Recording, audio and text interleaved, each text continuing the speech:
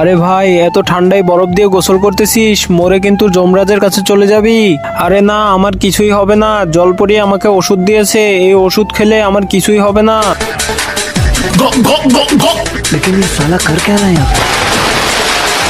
দেখেছিস, কিছুই হয়নি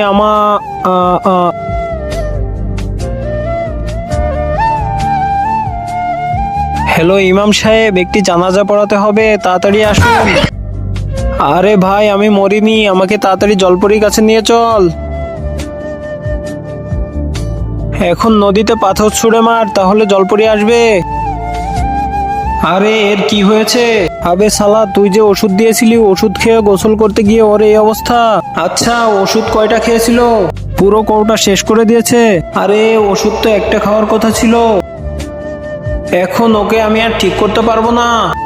আবে শালা, তাড়াতাড়ি আমার ভাইকে ঠিক কর, না হলে আমি তোকে মেরে দেব। আরে ভাই প্লিজ, আমাকে মেরো না। একে শুধু আমার বাবাই ঠিক করতে পারবে। তাহলে ডাক্তার বাবাকে। এই নদীতে একটা পাথর ফেলো, তাহলে চলে আসবে। উহ, কারাকে দেখবো কারা শয়তানকে হারিয়ে আল্লাহকে ভালোবাসে। যারা আল্লাহকে ভালোবাসো তারা এই ভিডিওতে লাইক আর সাবস্ক্রাইব করে দাও। আর যারা শয়তানকে ভালোবাসো তাদেরকে লাইক সাবস্ক্রাইব করার দরকার নেই, আর কমেন্টে আল্লাহু আকবার লিখে যাও।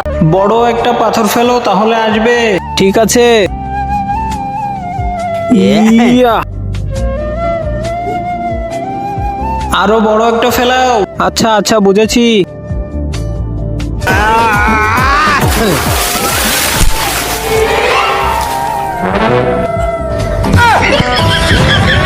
আবে শালা, তুই আমার বাবাকে মেরে ফেলেছিস। আমি তোকে অভিশাপ দিচ্ছি, তোর পুরো বংশ বরফে গলে যাবে।